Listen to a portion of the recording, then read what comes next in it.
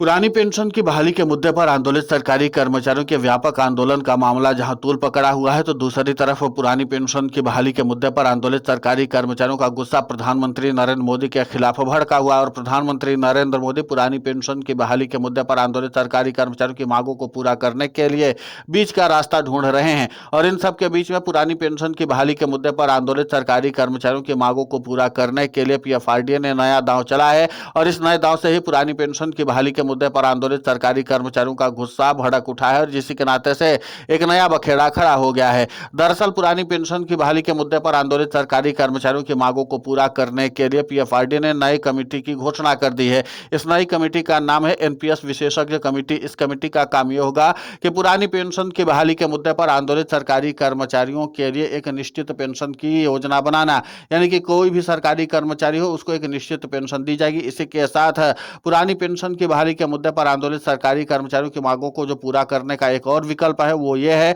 कि सरकारी कर्मचारियों को सीधे तौर पर बाजार के जोखिमों से दूर कर देना, यानी कि जो पेंशन होगी सरकारी कर्मचारियों की वो बाजार के जोखिमों से दूर होगी। इन्वेस्टर्स के लिए भी एक सुरक्षित माहौल तैयार करना। इसी के साथ एक और अहम जिम्मेदारी जो होगी, इन्वेस्टर्स को आमंत्रित करना और उनके पैसे को भी सुरक्षित रखना, यानी बाजार में कोई भी स्थिति पैदा हो जाए लेकिन न तो इन्वेस्टर्स को नुकसान हो और न ही जो पुरानी पेंशन की बहाली के मुद्दे पर आंदोलित सरकारी कर्मचारी हैं, यानी कि एनपीएस धारी सरकारी कर्मचारियों को किसी भी प्रकार का बाजार का जोखिम जो है वो प्रभावित न कर पाए। इन तमाम चीजों को ध्यान में रखते हुए एक नई कमेटी का गठन किया गया है। लेकिन यहां पर पुरानी पेंशन की बहाली के मुद्दे पर आंदोलित सरकारी कर्मचारियों के प्रतिनिधियों ने साफ तौर पर कहा कि इस कमेटी का मकसद तो जो भी बताया जा रहा हो, लेकिन हकीकत है कि इस कमेटी के जरिए पुरानी पेंशन की बहाली के मुद्दे पर आंदोलित सरकारी कर्मचारियों की मांगों को कई साल पीछे ढकेल दिया गया है। यानी कि अब सरकार इस बात का ढकोसला करती रहेगी। सरकारी कर्मचारियों की मांगों को पूरा करने के लिए हमने एक कमेटी गठित कर दी है और उसके जरिए इस पूरे मामले का समाधान किया जा रहा है। लेकिन हकीकत है कि इस कमेटी की रिपोर्ट आने में 2 से 3 साल लग जाएगा और तब तक सरकारी कर्मचारी पेंडुलम की तरह लटके रहेंगे और उनकी मांगों पर सरकार गंभीरता से विचार नहीं करेगी।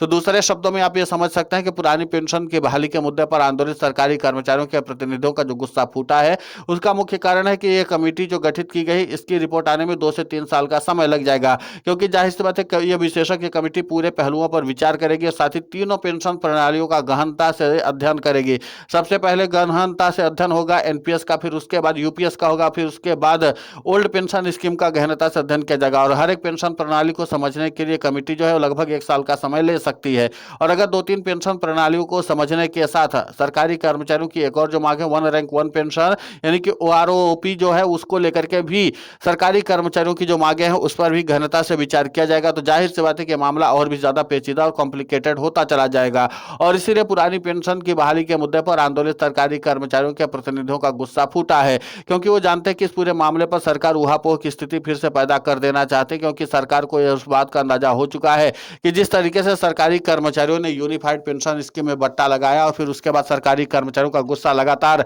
सरकार की तरफ से जो संशोधन किए गए उसके बाद भी भड़कता चला गया था। यूनिफाइड पेंशन स्कीम में संशोधन हुआ, सरकारी कर्मचारियों ने उसको सिरे से खारिज कर दिया। नेशनल पेंशन स्कीम में सरकार ने सुधार किया, सरकारी कर्मचारियों ने उसको सिरे से खारिज कर दिया। अब इसके बाद जिस तरीके से नई कमेटी का गठन किया गया है और इस विशेषज्ञ कमेटी के जरिए सरकार इस बात का संदेश देना चाहती है कि पुरानी पेंशन की बहाली के मुद्दे पर आंदोलित सरकारी कर्मचारियों की मांगों को पूरा करने के लिए सरकार संवेदनशील है। लेकिन इसी के साथ पुरानी पेंशन की बहाली के मुद्दे पर आंदोलित सरकारी कर्मचारियों ने कहा यह सरकार की संवेदनशीलता नहीं है। जब सरकारी कर्मचारियों ने एक सुर में इस बात को बुलंद किया हुआ है कि उनको हूबहू पुरानी पेंशन की बहाली चाहिए, तो फिर जाहिर सी बात है कि सरकारी कर्मचारी किसी भी अन्य विकल्प को स्वीकार करने के लिए तैयार नहीं है। और सरकार अन्य विकल्प देने के अलावा सरकारी कर्मचारियों को हूबहू पुरानी पेंशन की बहाली नहीं कर रही है। उन्होंने कहा कि माननीयों के लिए तो हर तरह से भी ओपीएस की फायदे दिए जा रहे हैं, ओपीएस के फायदे के जरिए ही सारे विकल्प तैयार किए जा रहे हैं, लेकिन पुरानी पेंशन की बहाली के मुद्दे पर आंदोलित सरकारी कर्मचारियों की रीढ़ तोड़ने की कवायद आखिर सरकार क्यों कर रही है।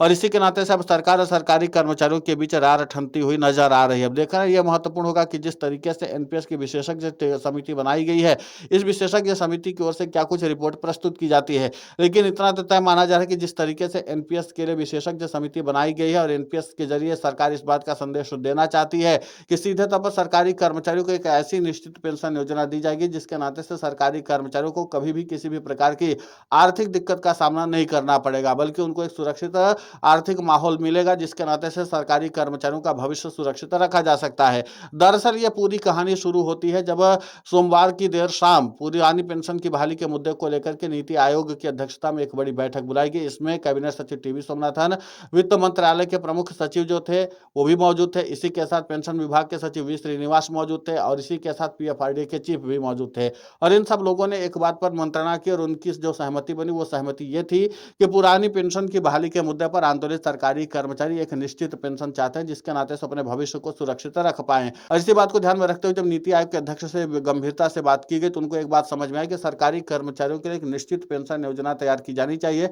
जिसके नाते से पुरानी पेंशन की बहाली वाली फीलिंग सरकारी कर्मचारियों को मिलनी चाहिए। और इसीलिए उन्होंने इस बात की ओर रिकमेंड किया कि सीधे तौर पर एक कमेटी बना दी जाए और वो कमेटी इस बात का अध्ययन करे कि आखिर सरकारी कर्मचारियों के लिए एक निश्चित पेंशन योजना कैसे चलाई जा सकती है, उसके लिए बाजार आधारित जोखिम कैसे दूर किए जा सकते हैं। इसी के साथ जो इन्वेस्टर्स आएंगे, जो निवेशक होंगे, यानी कि जो एनपीएस में निवेश करने वाले होंगे, उनके लिए भी एक सुरक्षित बाजार से मुक्त वातावरण कैसे तैयार किया जाए, जिसके नाते से निवेशक को भी बाजार के जोखिमों से न उलझना पड़े। और इन तमाम पहलुओं को ध्यान में रखते हुए ही यह पूरा जो समीकरण है वो तैयार किया गया। और इसी के नाते से पुरानी पेंशन की बहाली के मुद्दे पर आंदोलित सरकारी कर्मचारियों के प्रतिनिधियों का गुस्सा फूटा हुआ है कि सरकारी कर्मचारियों के भविष्य के साथ प्रयोग करने में सरकार जरा भी कोताही नहीं कर रही है। इसी के साथ सबसे अहम बात यह है कि इस बार पुरानी पेंशन की बहाली के मुद्दे पर आंदोलित सरकारी कर्मचारियों ने कहा कि जब सरकार संशोधन करना चाहती है तो जाहिर सी बात है, कभी हाल ही में तमिलनाडु के सरकार ने अपने सरकारी कर्मचारियों के भविष्य को सुरक्षित रखने के लिए टैप्स नाम की नई पेंशन योजना लेकर आई है। इस नई पेंशन योजना में सभी सरकारी कर्मचारी जो पुरानी पेंशन की बहाली के मुद्दे पर आंदोलित है उन्होंने सहमति दे दी है। तो फिर जाहिर सी बात है कि सरकार के पास जब टैप्स जैसी सुलझा जो पुरानी पेंशन की बहाली के मुद्दे पर आंदोलित सरकारी कर्मचारियों की मांगों को पूरा करने के लिए पर्याप्त है, उसको ही क्यों नहीं हूबहू लागू कर दिया जाता है, जिसके नाते से सरकारी कर्मचारियों की कम से कम बुनियादी जरूरतों को पूरा किया जा सकता है। अब इन तमाम चीजों को ध्यान में रखते हुए केंद्र की नरेंद्र मोदी सरकार आगे क्या फैसला लेती है देखना महत्वपूर्ण होगा। लेकिन फिलहाल पीएफआरडी ने अपना पत्ता खोल दिया है कि वो इस कमेटी के जरिए मामले का समाधान ढूंढना चाहती है। और इसलिए पुरानी पेंशन की बहाली के मुद्दे पर आंदोलित सरकारी कर्मचारियों और उनके प्रतिनिधियों का कहना है कि सरकार जिस तरीके की रणनीति अख्तियार कर रही है उसके नाते से पूरा मामला जो है एक बार फिर से सरकारी कर्मचारियों के भविष्य को गर्त में डालने जैसा ही है, क्योंकि इसके नाते से सरकारी कर्मचारियों के असली मुद्दे का समाधान नहीं होगा। बस इस कमेटी के जरिए सरकारी कर्मचारियों को उलझाए रखने की कवायद की गई है। और अब देखना महत्वपूर्ण होगा कि जिस तरीके से पुरानी पेंशन की बहाली के मुद्दे पर आंदोलित सरकारी कर्मचारियों के प्रतिनिधियों ने अपना विरोध जताया है, सरकार क्या स्टैंड लेती है। फिलहाल इस पूरे घटनाक्रम को लेकर के आपकी प्रतिक्रिया बहुत महत्वपूर्ण होती है, आप हमें कमेंट करके जरूर बताएं। साथ ही पुरानी पेंशन की बहाली के मुद्दे पर हम लगातार आंदोलित होकर के खबरें चला रहे हैं। आप हमारे समर्थन के लिए चैनल को सब्सक्राइब करें, खबर को ज्यादा से ज्यादा शेयर करें ताकि पुरानी पेंशन की बहाली का मुद्दा और बुलंद हो।